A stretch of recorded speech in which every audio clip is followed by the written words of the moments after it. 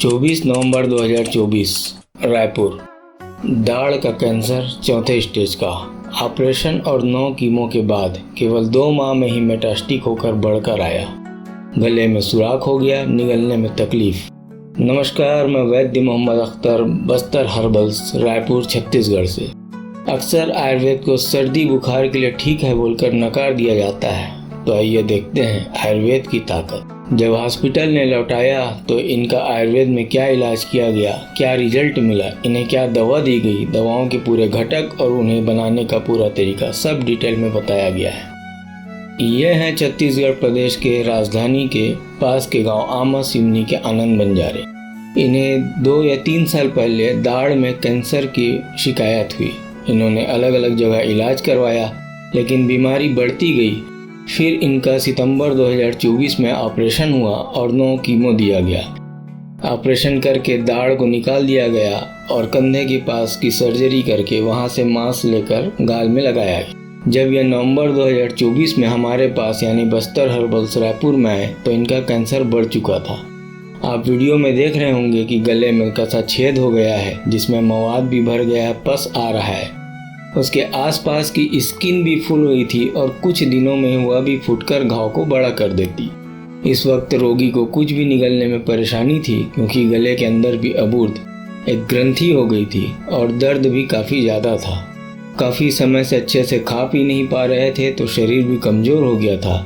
अभी कीमो बंद हुआ था, इसलिए उसका असर भी शरीर में था। जलन थी, पित्त का प्रकोप था, और एक तरीके से कहा जाए तो घर वाले या रोगी खुद अब इस बीमारी के सामने हार मान रहे थे, लेकिन फिर भी उनमें जिंदा था एक विश्वास। हमने इनका पूरा हेतु समझा, क्योंकि नशा का भी थोड़ा सा था, और उसके बाद फिर इनसे 2 दिन का समय लिया, क्योंकि इनके हिसाब से दवा बना कर देते हैं। 2 दिन बाद 26 नवंबर से इनका उपचार शुरू किया गया। इन्हें जो दवाएं दी गई, अनम्मा, दिन में 4 बार 1-1 ग्राम की मात्रा में भोजन के बाद। यह हमारे बस्तर हर्बल्स में कैंसर के लिए बनाया गया विशेष योग है, जिसकी डिटेल जानने के लिए आप हमें व्हाट्सएप कर सकते हैं। पूरे घटक और बनाने की विधि आपको बता दी जाएगी। यह कैंसर चाहे किसी भी प्रकार का हो, कैंसर सेल्स को मारता है और उसके फैलाव को रोकता है। उसके साथ साथ बॉडी से, ब्लड से कैंसर के सेल्स को बाहर करता है। दूसरी दवा दी गई सफ़वान। ये दिन में 4 बार 1-1 ग्राम की मात्रा में इनको दी गई, जिसकी डिटेल आपको स्क्रीन में दिख रही होगी। तीसरी दवा दी गई काजिम। यह शरीर की जीवनी शक्ति को बढ़ाने वाली दवा है, शरीर को ताकत देती है। दिन में 3 बार खाली पेट 1-1 ग्राम। यह स्वर्ण मकर ध्वज, स्वर्ण बसंत मालती, अभ्रक भस्म खास, जो सहस्त्रपुटी जैसा अभ्रक भस्म जो स्पेशली हम कैंसर पेशेंट के लिए बनवाते हैं, इनके साथ जंगल की जड़ी बूटियों की भावना के साथ तैयार किया जाता है। इसकी भी डिटेल आपको इमेज में दिख रही होगी। चौथी दवा थी कंठा बूर्द रस। यह हमारी ही बनाई हुई दवा है, जो गले के अंदर जो अबूर्द हो गया है, सूजन हो जाता है, कफ का संचय हो जाता है, जिससे गला चोक हो जाता है, और यह घाव उसे दूर भी करता है और घाव को भरने में सहायक भी होता है।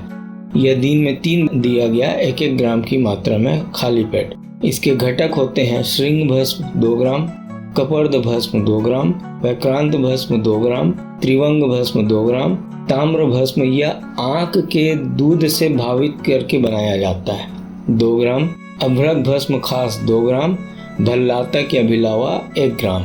अब इन सभी को खरल में अच्छे से बारीक करके इसमें निम्न पदार्थों की भावना दी गई: संजीवनी, अश्वगंधा, हल्दी, तुलसी, गिलोय, आंवला, हरी तकी, विभी तकी, लहसुन, शतावरी, बिल्व, सदाबहार, बृहति और बेर।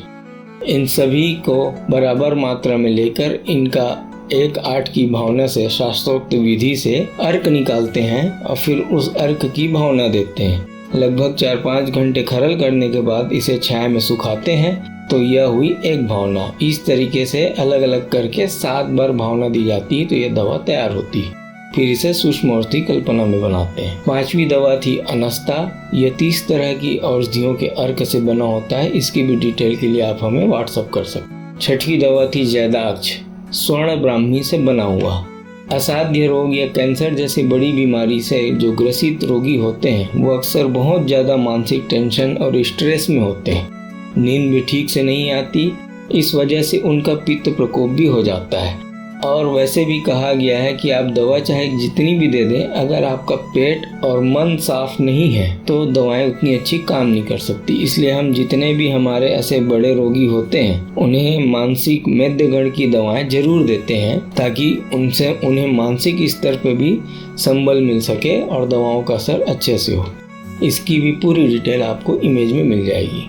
और 7वीं दवा दी गई, कैंसर के घाव में लगाने के लिए एक पाउडर बना के दिया गया, जिसके 100 ग्राम में था दहीमन पत्ता का चूर्ण 30 ग्राम, जंगली प्याज जिसे जल प्लांडू भी कहते हैं जो नदियों के किनारे मिलता है, इसके खुद के रस में खरल किया गया यह 60 ग्राम, त्रिफला घन का बनाया हुआ मसी, यानी उसे लोहे की कढ़ाई में गरम करते जाते हैं, इतना करते हैं कि जलने से पहले उसे रोक लिया जाता है, उसे बोलते हैं त्रिफला मसी, और हम इसका घन का मसी बनाते हैं।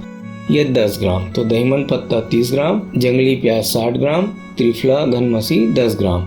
फिर इन तीनों को मिला के खरल करवाते हैं। ये बन गया हमारा घाव में लगाने के लिए पाउडर।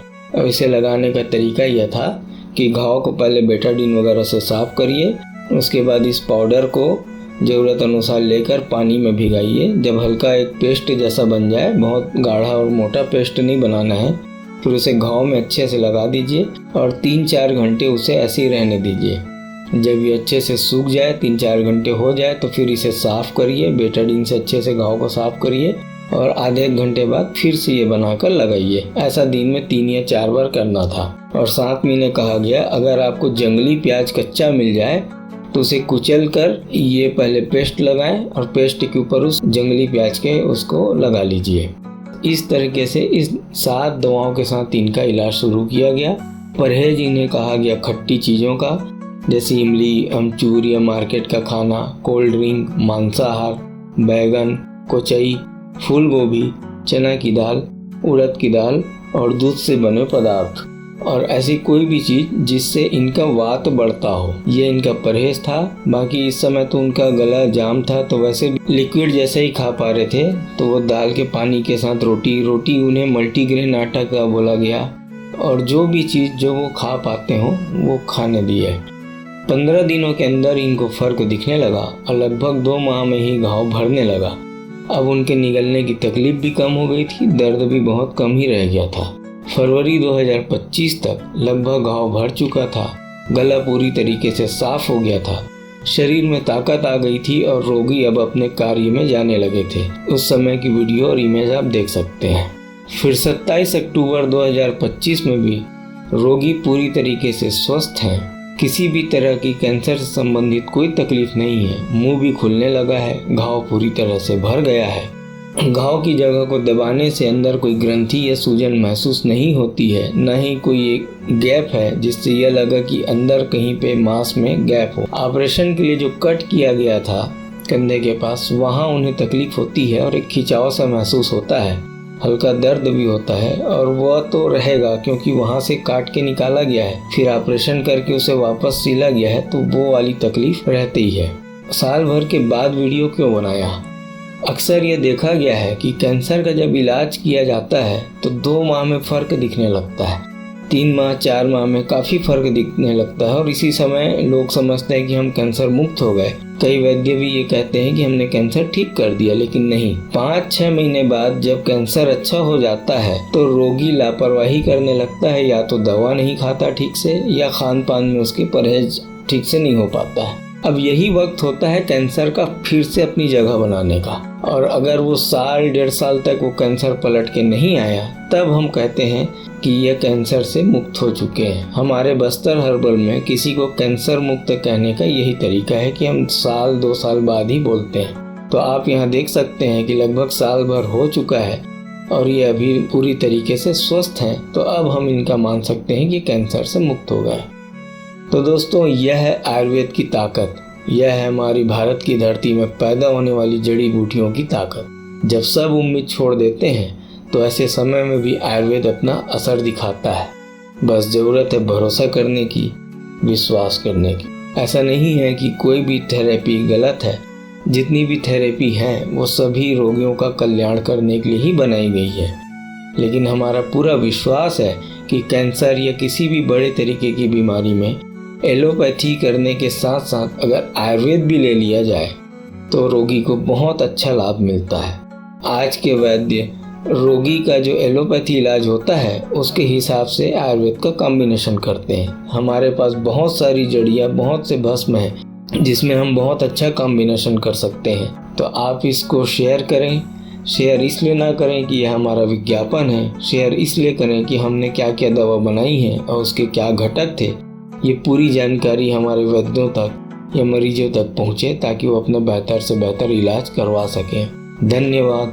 आयुर्वेद जिंदाबाद। जय हिंद।